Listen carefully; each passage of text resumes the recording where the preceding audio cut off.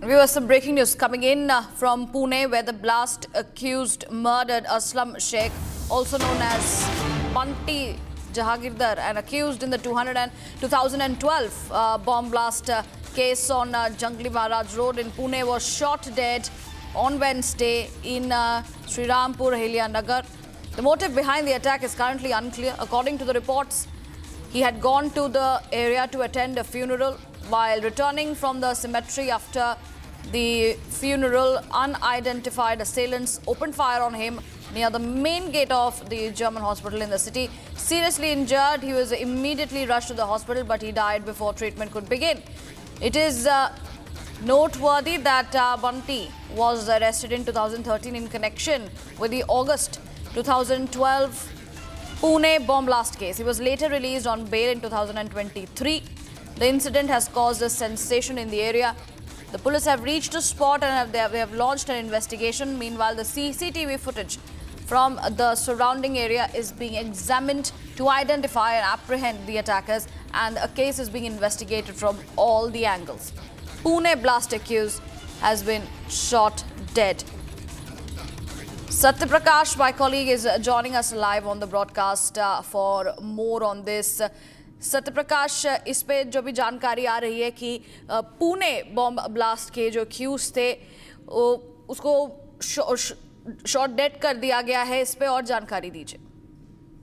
देखिए रियंका, कल का मामला है 2012 का जो बम ब्लास्ट का आरोपी है असलम, और इसके खिलाफ जो है 17 मामले दर्ज हुए थे, 17 एफआईआर दर्ज हुए थे। और इस मामले को लेकर 2023 में ये जो आरोपी है ये बाहर आया था, जमानत पे आया था। और जिस तरह से कल दोपहर की घटना है कि यहाँ पर जो कब्रिस्तान है, कब्रिस्तान के पास ये आरोपी जो है किसी परिजन की मृत्यु हो गई थी, उस समय यहाँ पे श्रद्धांजलि देने के लिए आया था। उसी समय घटना हुई कि बाइक पे सवार 2 लोग आए और एकाएक फायरिंग किए, जिसमें 3 राउंड फायरिंग किया, जिसमें शरीर घायल हुआ, तुरंत हॉस्पिटल ले जाया गया, जहां पर डॉक्टरों ने मृत्यु घोषित कर दिया।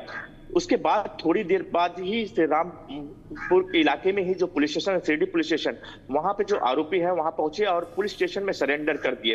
पुलिस ने दोनों आरोपियों को गिरफ्तार कर लिया है, पूछताछ कर रही है। क्योंकि जिस तरह से इस आरोपी के खिलाफ 17 मामले दर्ज हुए थे और साथ ही जिस तरह से आरोपियों ने खुलेआम आकर, दोपहर का वक्त था, और जिस तरह से फायरिंग किया और फायरिंग करके हत्या की, कहीं न कहीं पूरे इलाके में सनसनी फैल गई है। लेकिन ये वजह जानने की कोशिश कर रही है पुलिस की, जो 2 लोग आए थे और जो दोनों लोग सरेंडर किए, अरेस्ट हुए हैं, उनसे ये जानना चाहती है कि आखिर हत्या किस वजह से किया है।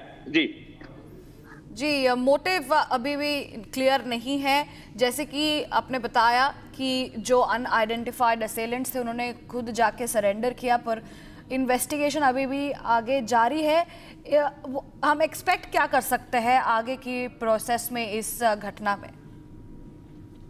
देखिए रियंका, आज दोनों आरोपियों को कोर्ट में पेश किया जाएगा, हिल्यानगर जिले के कोर्ट में पेश किया जाएगा। और ये कहीं कहीं ये पूछताछ अभी किया जा रहा है कि जो आरोपी है, आरोपियों का मकसद क्या था, ये हत्या का मकसद क्या था। क्योंकि जो आरोपी है 2012 जो पुणे ब्लास्ट हुआ था, सिलसिलेवार ब्लास्ट हुआ था, उसमें ये आरोपी था। और इसके खिलाफ जो है 17 मामले दर्ज हुए थे, 17 मामले दर्ज हुए थे और ये जेल में था। 2023 में ये जमानत बाहर आया था। और जिस तरह से कल घटना हुई, कहीं के पूरे इलाके में सनसनी है। फिलहाल पुलिस लगातार पूछताछ कर रही है दोनों आरोपियों से और जानने की कोशिश कर रही है कि हत्या की वजह क्या है।